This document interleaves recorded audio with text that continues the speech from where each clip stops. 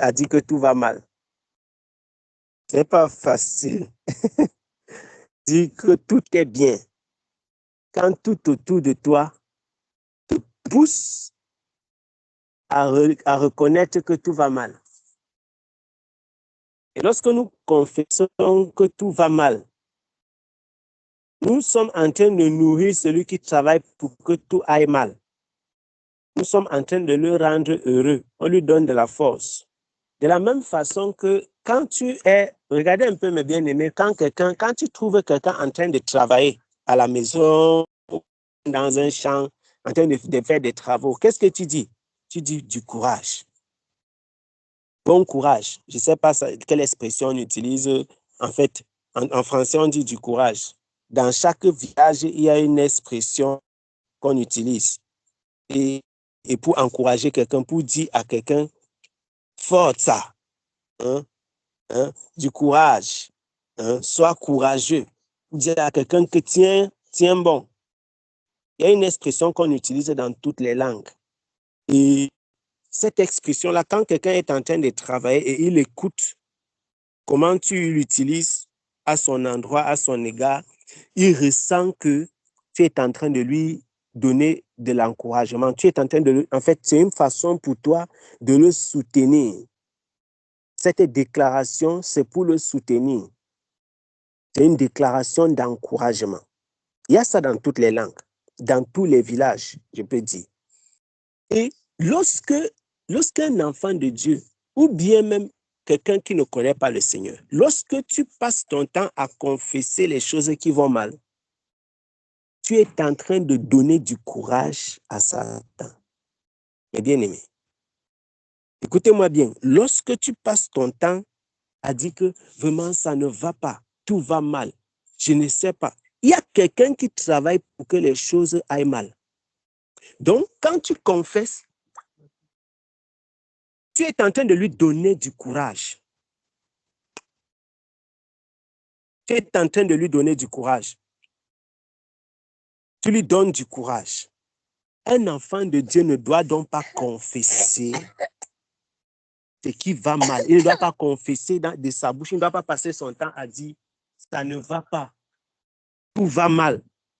Vraiment, je suis triste. Oh, je suis triste. Je suis triste. Vraiment, rien ne va. Ma vie ne donne pas. C'est vraiment terrible. Ce qui m'arrive est difficile. Un instant.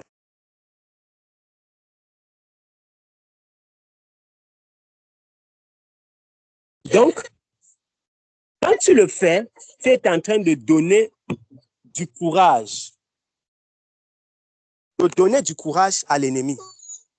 Parce qu'il a un travail qu'il accomplit dans la vie des hommes. Il a un travail qu'il a accompli dans la vie des hommes. C'est celui de détruire. C'est celui de s'aimer la confusion, le désordre, et de te pousser donc à le faire. C'est-à-dire de te pousser à confesser. Chaque fois que tu confesses, chaque fois que tu dis ça ne va pas, ça ne va pas, tu es en train de dire beaucoup de courage. Votre travail là que vous êtes en train de faire, ça donne. Les enfants de Dieu doivent être conscients. Ils doivent être conscients de qui fait quoi.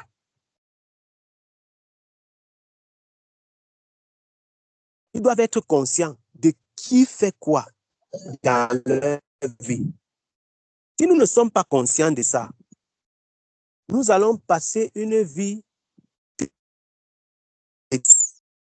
à donner nos forces, notre énergie. Parce que lorsqu'on dit que force, c'est une façon de donner ta force, de donner ton énergie à quelqu'un, de dire, voilà, je t'encourage, je te donne la force. Je te donne la force. Je t'encourage. Beaucoup de courage. Beaucoup de courage.